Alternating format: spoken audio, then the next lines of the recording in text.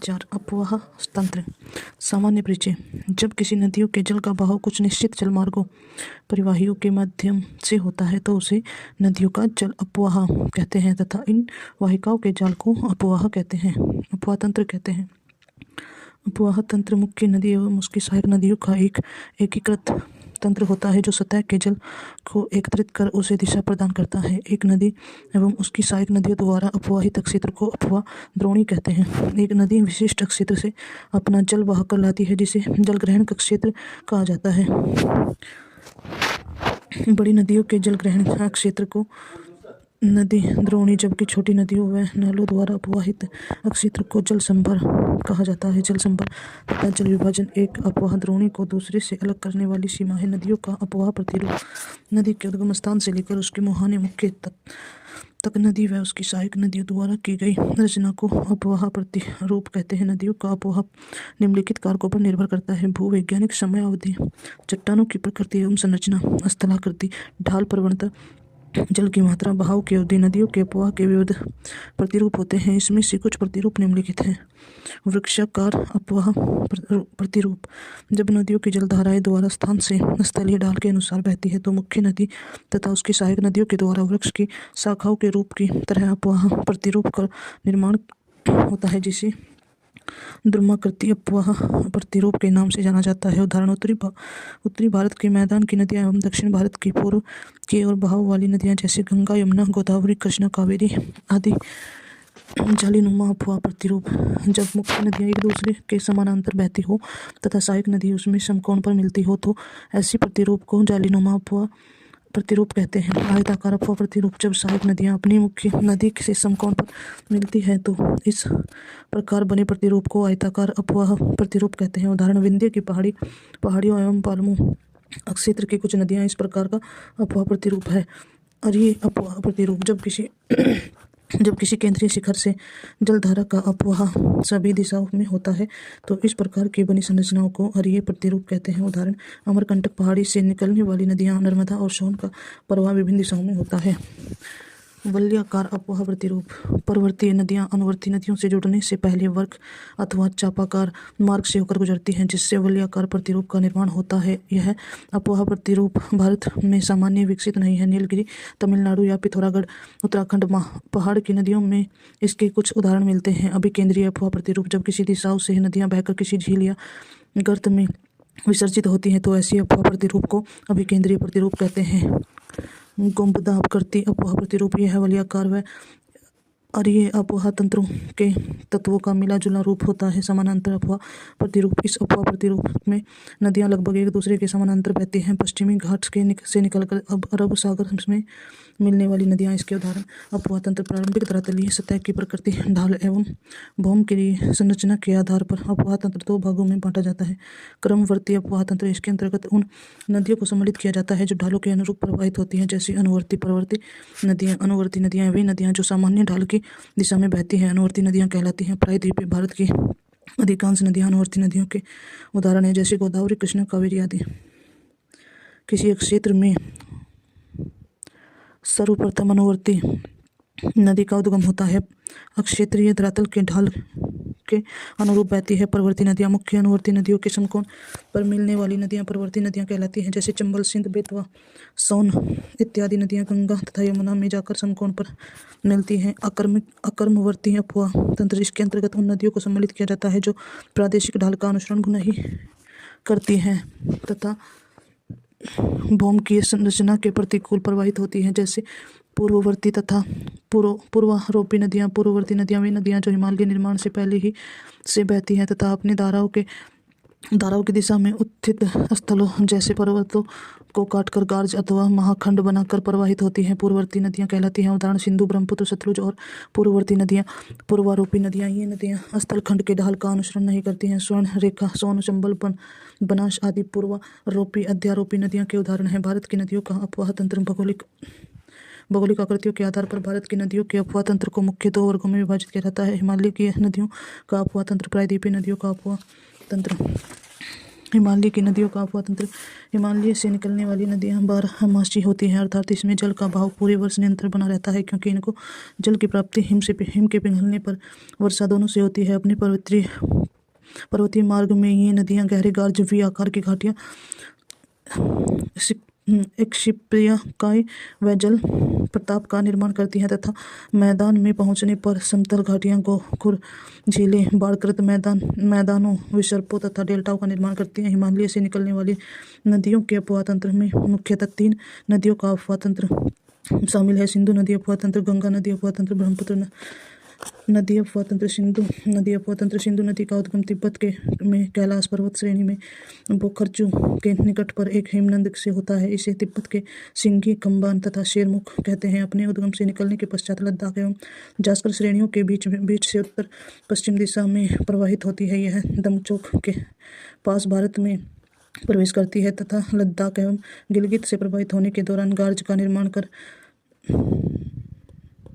दर्गिस्तान में चिल्लड़ के निकट पाकिस्तान में प्रवेश करती है। भारत में इसकी लंबाई 1114 किमी तथा एवं कुल लंबाई 2880 किलोमीटर है।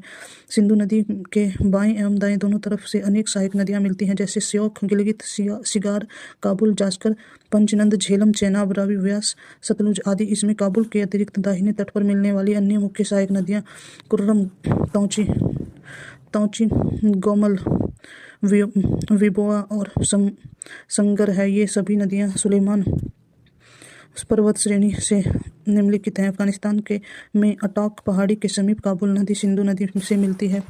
पंचनद नदियां आपस में मिलकर पाकिस्तान में मिथेनकोट के पास सिंधु नदी में मिल जाती हैं। सिंधु नदी का मुहाना अरब सागर में है।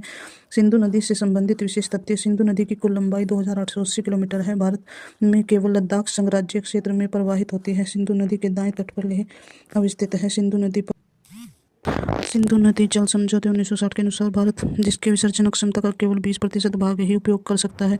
झेलम नदी इसका उद्गम पीर पंजाल गिरिपथ में स्थित वेरीनाग के निकट शेषनाग झील से होता है तथा वल्लर झील से होती हुई पाकिस्तान में जोंग के निकट चेनाब नदी से मिल जाती है। यह श्रीनगर के पास विसर्प का निर्माण करती है। पाकिस्तान में प्रवेश करने से पूर्व यह नदी एक गहरी घाटी का निर्माण करती है, जिसे बास मंगल के नाम से जाना जाता है। पाकिस्तान में चेनाब से मिलने से पहले झेलम नदी पर मंगला डैम का निर्माण किया गया है। जम्मू कश्मीर में झेलम नदी मुजफ्फराबाद से मीरपुर तथा भारत एवं पाकिस्तान सीमा रेखा से होकर बहती है। झेलम नदी पर जम्मू कश्मीर में तुलबुल एवं उरी परियोजनाएं चलाई जा रही हैं। चेनाब नदी यह सिंधु की सबसे बड़ी सहायक नदी है। भारत में लंबाई 1180 किलोमीटर है। हिमाचल प्रदेश में इसे चंद्रभागा के नाम से जाना जाता है। चेनाब नदी 12 दर्रे के दोनों ओर से निकलने वाली चंद्र और भागा नामक नदियों के केलांग के निकट तांडी में मिलने से बनती है। यह पीर पंजाल पर्वत श्रेणी के समानांतर कुछ दूरी तक पश्चिम दिशा में बहती है और किश्तवाड़ के निकट पीर पंजाल में गहरा गार्ज बनाती है।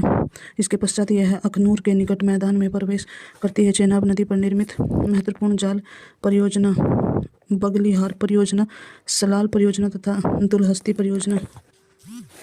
रावी नदी इसका उद्गम हिमाचल प्रदेश में बृहद हिमालय के रोहतांग दर्रे पश्चिम से होता है। यह चंबा नदी घाटी में प्रवाहित होता है। यह पाकिस्तान में सराय सिंधु के पास चेनाब से मिल जाती है। यह सिंधु के बाएं से मिलने वाली पंचनद नदियों में से एक है। रावी नदी पर निर्मित परियोजना चमेरा और 3 रणजीत सागर है तथा शाहपुर कुंडी बांध परियोजना प्रस्तावित है। व्यास नदी यह रोहतांग दर्रे के पास व्यास कुंड से निकलती है। यह हिमाचल प्रदेश के कुल्लू घाटी से प्रभावित होती है। यह धौलाधर श्रेणी में काती एवं लारगी में जार्ज का निर्माण करती है। पंजाब के होशियारपुर जिले में स्थित तलवाड़ा नामक स्थान पर यह मैदानी भाग में प्रवेश करती है। यह हरिके नामक स्थान पर सतलुज से मिलती है तथा इसके मिलन स्थान पर ही हरिके बैराज का निर्माण किया गया है। हरिके बैराज से ही इंदिरा गांधी नहर, भारत की सबसे लंबी नहर का निर्माण सिंचाई के उद्देश्य से किया गया है। यह पंचनद की एकमात्र ऐसी नदी है जिसका प्रवाह केवल भारत में है। सतलुज नदी यह तिब्बत के पठार की राक्षसताल झील से निकलती है। यहाँ इसे लॉन्गचेन खंबाब के नाम से जाना जाता है। यह भारत के प्रवेश करने से पहले लगभग 400 किलोमीटर तक सिंधु के समानांतर प्रवाहित होती है तथा शिल्प किला दर्रा से होकर भारत में प्रवेश करती है। राक्षसताल से मिलकर यह नदी पश्चिमी दिशा में प्रवाहित होती है। यह हिमाचल प्रदेश में यह गहरी घाटी का निर्माण करती है। भांगड़ा नांगल परियोजना, हरिके बैराज तथा इंदिरा गांधी नहर से संबंधित होने के कारण ही यह भारत की महत्वपूर्ण नदियों में से एक है। सतलुज नदी भी फिरोजपुर और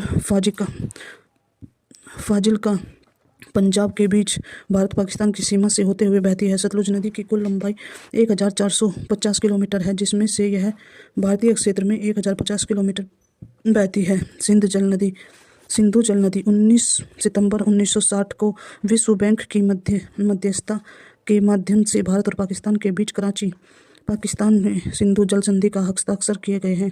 इस समझौते के तहत सिंधु नदी तंत्र की 3 पूर्वी नदियां रावी, सतलज, व्यास के जल पर भारत को पूरा अधिकार दिया गया है, जबकि 3 पश्चिमी नदियां झेलम, चिनाब और सिंधु के जल को पाकिस्तान को नहीं दिया गया। सिंधु के तहत भारत के लिए निर्दिष्ट घरेलू गैर उपभोग और कृषि उपयोग को छोड़कर इसके साथ ही भारत को पश्चिमी नदियों पर run of the river project के तहत पन बिजली उत्पादन का अधिकार भी किया गया है। सिंधु जल संधि 1960 के अनुच्छेद 8 के अंतर्गत इस संधि के क्रियान्वयन हेतु एक स्थायी सिंधु आयोग के गठन का प्रावधान किया गया है।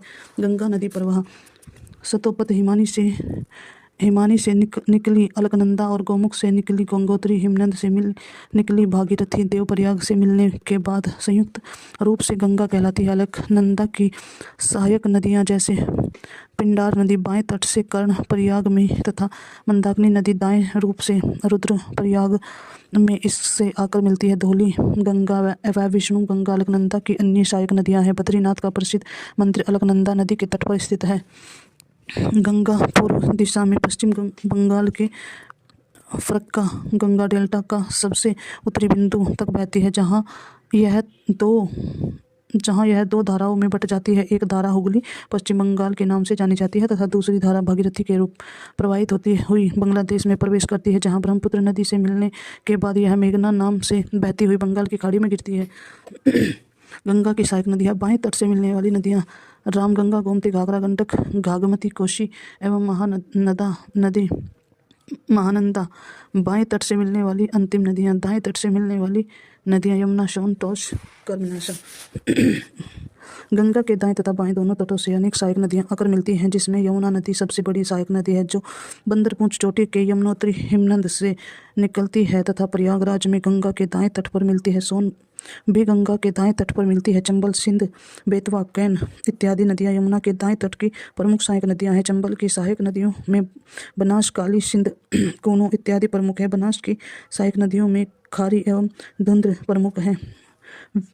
वितरिका मुख्य नदी से निकलने वाली छोटी नदी जो उसमें नहीं मिलती, जैसे हुगली। सहायक नदी मुख्य नदी में मिलने वाली नदी जिसका आधार तल मुख्य नदी से ऊंचा होता है, जैसे यमुना, सोन। कोसी गंगा के बाएं तट से मिलती है। इसके द्वारा अपने नदी मार्ग के अधिक कटाव तथा मार्ग परिवर्तन के कारण ही वे इसे बिहार का शोक कहते हैं। गोमती, घाघरा, गंडक और गंगा के बाएं तट पर मिलने वाली अन्य सहायक नदियां दामोदर हुगली के दाएं तट की एक प्रमुख नदी है, इसे बंगाल का शोक कहते हैं। गंगा नदी पर ही राष्ट्रीय जलमार्ग संख्या 1 प्रयागराज में हल्दिया तक स्थित है। गंगा एक ऐसी सहायक नदियां हैं। गंगा एवं उसकी सहायक नदियां। गंगा नदी से संबंधित विशेष तथ्य: कुल लंबाई 2525 किलोमीटर तथा मुहाना बंगाल की खाड़ी में बंगाल की नदियों में सबसे बड़ा अपवाह तंत्र है। 2008 में गंगा नदी को राष्ट्रीय नदी का दर्जा दिया गया है। सन 1917 में उत्तराखंड उच्च न्यायालय ने गंगा और तथा यमुना नदी को जीवित मानव का दर्जा दिया गया है। गंगा नदी के किनारे बसा सबसे बड़ा शहर कानपुर है। गंगा नदी अपने प्रवाह क्रम में निम्न नामों से जानी जाती है: गंगा उत्तराखंड, उत्तर प्रदेश, बिहार, झारखंड, पश्चिम बंगाल, हुगली व भगीरथी पश्चिम बंगाल। 2 विवर्तिकाओं में बंटने के पश्चात मुख्य शाखा भगीरथी बांग्लादेश चली जाती है। पद्मा बांग्लादेश में प्रवेश करने के पश्चात मेघना जमुना ब्रह्मपुत्र से मिलने के पश्चात अंत मेघना के नाम से ही अपना जल बंगाल की खाड़ी में विसर्जित करती है। यमुना नदी उत्तर प्रदेश के कुल 19 जिलों से होकर बहती है। गंगा नदी उत्तर प्रदेश के कुल 28 जिलों से होकर गुजरती है। यह बिजनौर जिले में प्रवेश करके बलिया जिले से बाहर हो जाती है। ब्रह्मपुत्र नदी प्रवाह तंत्र: हिमालय के उत्तर में स्थित मानसरोवर झील के पास कैलाश श्रेणी के चेमायुंगडुंग हिमानी से निकलने के पश्चात तिब्बत में सांगपो नामक से पूर्व की ओर प्रवाहित होती है। तिब्बत में रांगो सांगपो इसके दाहिने तट की प्रमुख नदी है। इसके बाद सिट्टेकिस बेड के सहारे नामचा बारवा के निकट मध्य हिमालय को काटती हुई यंगयाप तर्रे के द्वारा दक्षिण दिशा में मुड़कर यू टर्न लेती है। भारत के अरुणाचल प्रदेश में प्रवेश करती है। यहाँ इसको सियांग या दिहांग नाम से जाना जाता है तथा दिबांग एवं लोहित नदी के बाएं तट से मिलने के बाद इसे ब्रह्मपुत्र के नाम से जाना जाता है। ब्रह्मपुत्र को तिब्बत के सांगपो या सांपो के नाम से, अरुणाचल प्रदेश में दिहांग, असम में ब्रह्मपुत्र एवं बांग्लादेश में जमुना नाम से जाना जाता है। यह विश्व की सबसे लंबी नदी में से एक है और जो गंगा नदी के साथ मिलकर विश्व का सबसे बड़ा डेल्टा सुंदरवन डेल्टा बनाती है। इसमें सिल्ट का निरपेक्षण अत्यधिक मात्रा में होता है। राष्ट्रीय जलमार्ग संख्या 2 सादिया से धुबरी तक को ब्रह्मपुत्र नदी पर ही बनाया गया है।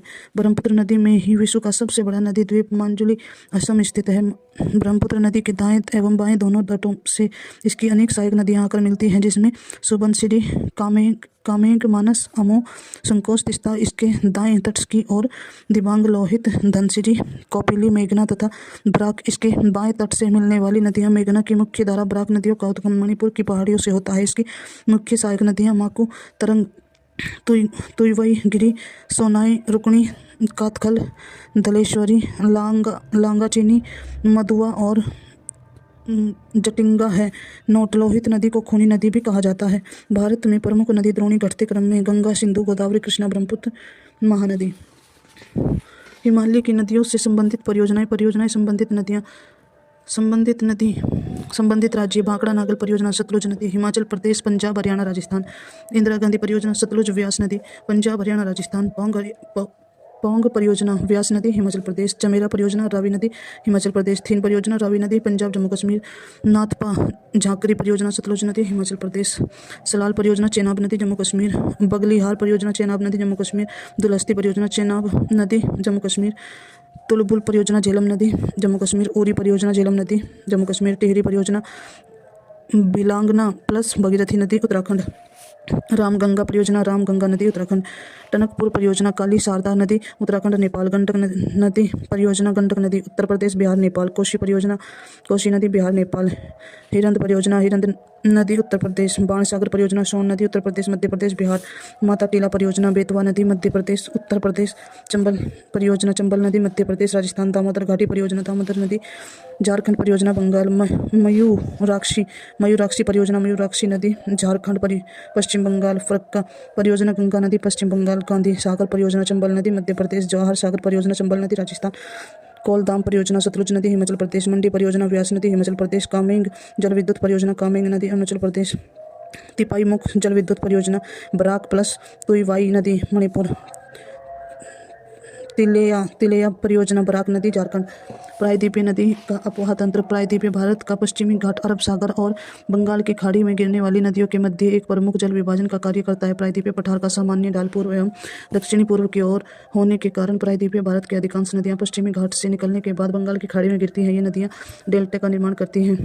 प्रायद्वीपीय भारत की नर्मदा तथा ताप्ती अपवाद स्वरूप बंगाल की खाड़ी में न गिरकर अरब सागर में गिरती है, क्योंकि ये दोनों नदियां ब्रंश घाटी से होकर बहती हैं तथा ज्वार नंदमुख का निर्माण करती है। ये नर्मदा और ताप्ती नदी घाटियां पुरानी रिफ्ट घाटियां मानी जाती हैं। हिमालयी अपवाह तंत्र की अपेक्षा प्रायद्वीपीय अपवाह तंत्र अधिक पुराना है। इसकी द्रोणियां आकार में छोटी होती हैं। दक्षिण भारत की नदियां मुख्यतः वृक्षाकार अपवाह तंत्र बनाती हैं तथा अपने आधार तल को प्राप्त कर चुकी हैं। अरब सागर तथा बंगाल की खाड़ी में गिरने वाली प्रमुख नदियां निम्नलिखित हैं। अरब सागर की नदियां नर्मदा, ताप्ती, माही, साबरमती, पेरियार, मांडवी, जुआरी। बंगाल की खाड़ी की नदियां स्वर्णरेखा, वैतरणी, ब्रह्मणी, गोदावरी, कृष्णा, महानदी, कावेरी, नर्मदा नदी। 1312 किलोमीटर। मध्य प्रदेश में अमरकंटक की पहाड़ी से निकलने के पश्चात यह उत्तर में विंध्य पर्वत तथा दक्षिण में सतपुड़ा पर्वत के मध्य ब्रंश घाटी से होकर बहते हुए अरब सागर की खंबात की खाड़ी में गिरती हुई सरदार सरोवर परियोजना इसी नदी पर है। यह जबलपुर के पास भेड़ा घाट के संगमरमर सेलों को काटकर धुआंधार जलप्रपात का निर्माण करती है और संग नर्मदा के दाएं तट से मिलने वाली एक प्रमुख नदियां एवं तवा, बंजर, शेर आदि अन्य प्रमुख सहायक नदियां। ताप्ती नदी 724 किमी। इसकी उत्पत्ति मध्य प्रदेश के बैतूल जिले में सतपुड़ा की पहाड़ियों से मुतलाई नामक स्थान से होती है। यह भी ब्रंश घाटी से बहती हुई अरब सागर के खंबात की खाड़ी में गिरती हुई इसकी द्रोणी मध्य प्रदेश, गुजरात तथा महाराष्ट्र। नदी द्रोणी लगभग 80% भाग राज्य में है। गिरना इसके बाएं तट तथा अरुणावती इसके दाएं तट से मिलने वाली प्रमुख नदियां हैं। गोदावरी 1465 किमी। यह प्रायद्वीपीय भारत की सबसे बड़ी नदी है जिसका अपवाह तंत्र सबसे बड़ा है। यह महाराष्ट्र के नासिक जिले में त्र्यंबकेश्वर नामक स्थान से निकलती है पूर्णा, वर्धा, मंजरा, पेनगंगा, वेनगंगा, प्राणहिता, इंद्रावती, शबरी आदि गोदावरी की प्रमुख सहायक नदी हैं। आकार एवं विस्तार में बड़ी होने के कारण इसे दक्षिण भारत की गंगा, दक्षिण गंगा के नाम से जाना जाता है। स्रोत NCERT। इसकी द्रोणी महाराष्ट्र नदी द्रोणी का 50% भाग मध्य प्रदेश, छत्तीसगढ़, ओडिशा, तेलंगाना, आंध्र प्रदेश तट तथा कर्नाटक में है। कृष्णा नदी 1401 के में यह प्रायद्वीपीय भारत की दूसरी सबसे बड़ी नदी है, जिसका उद्गम महाराष्ट्र के पश्चिमी घाट में मंगलेश्वर के पास से होता है। इसकी सहायक नदियों में तुंगभद्रा, कोयना, घाटप्रभा, मालप्रभा, मूसी, भीमा और आदि प्रमुख है। तुंगभद्रा कृष्णा की सबसे बड़ी सहायक नदी है। तुंगभद्रा की प्रमुख सहायक नदी हंगरी है। कृष्णा नदी का अपवाह क्षेत्र महाराष्ट्र, कर्नाटक। नदी द्रोणी का 44% भाग तेलंगाना व आंध्र प्रदेश में विस्तृत है। कृष्णा नदी गोदावरी नदी के साथ मिलकर आंध्र प्रदेश में भारत का दूसरा सबसे बड़ा डेल्टा बनाती है। कृष्णा नदी जल विवाद आंध्र प्रदेश, कर्नाटक व महाराष्ट्र के मध्य महानदी 851 किमी। इसका उद्गम छत्तीसगढ़ में धमतरी जिले में सिहावा पहाड़ी के पास से हुआ है तथा यह नदी ओडिशा में बहती हुई पाराद्वीप के पास बंगाल की खाड़ी में गिरती है। शिवनाथ मांड और इब बाएं तट से तथा जोंक ओक और तेल दाएं तट से मिलने वाली महानदी के प्रमुख सहायक नदियां हैं। हीराकुंड, टिकरपारा बांध इस नदी पर प्रमुख बहुउद्देशीय परियोजना है। महानदी द्रोणी का अफवाह महाराष्ट्र, छत्तीसगढ़, मध्य प्रदेश, झारखंड तथा ओडिशा में है। कावेरी 800 किमी। इसका उद्गम कर्नाटक में कोंडांगू जिले की ब्रह्मागिरी पहाड़ियों से होता है। इसे दक्षिण की गंगा कहा जाता है। ऊपरी घाट में दक्षिण पश्चिम मानसून तथा निचले घाट में उत्तर पूर्वी मानसून द्वारा वर्षा जल की उपलब्धता के कारण यह हिमालय नदियों की एक तरह सदानीरा नदी है, जो कि प्रायद्वीपीय नदियों में एक अपवाद भी है। यह भारत में दूसरा सबसे बड़ा जल प्रपात मानती है, जिसे शिव समुद्रम के नाम से जाना जाता है। इसकी द्रोणी तमिलनाडु एवं पुडुचेरी में 56%, केरल में 3% तथा कर्नाटक में 41% है। हेमावती, लोका, पावनी, हेरांगी, सिमसा और अक्रावती बाएं तट से तथा लक्ष्मण तीर्थ, कामिनी, स्वर्णवती, भवानी और अमरावती कावेरी के दाएं तट से मिलने वाली प्रमुख सहायक नदियां हैं। यह नदी 3 बार 2 धाराओं में विभक्त हो जाती है और कुछ मील आगे जाकर पुनः मिल जाती है। अपने प्रवाह क्रम में यह श्रीरंगपट्टनम, शिवसुंदरम व श्रीरंगम द्वीपों का निर्माण करती है। लूनी नदी 320 किमी। इसका उद्गम अजमेर के दक्षिण पश्चिम में अमरावली पहाड़ियों से होता है। यह राजस्थान तथा गुजरात में प्रवाहित होती हुई कच्छ के रण की दलदली भूमि में विलुप्त हो जाती है। यह एक अंतर्वाही नदी है जो लवण नदी के नाम से प्रसिद्ध है। सरस्वती, बूंदी, सुक्री एवं जवाई इसकी सहायक नदियां हैं। सरस्वती नदी का उद्भव पुष्कर झील से होता है। तटीय क्षेत्रों में अनेक छोटी नदियां हैं। ये नदियां पश्चिम में अरब सागर की ओर तथा पूर्व में बंगाल की खाड़ी की ओर बहती हैं। पश्चिम की ओर बहने वाली नदियां शत्रुंजि, भद्रा, भादर, वेतरणा, कालिंदी, काली नदी, वेदती, श्रावस्ती, भरतपुंजा, पेरियार, पंबा आदि हैं। पूर्व की ओर बहने वाली प्रमुख नदियां वंशधारा, पेनार, पल्लार, वेंगई, स्वर्णरेखा, वैतरणी, ब्राह्मणी आदि हैं।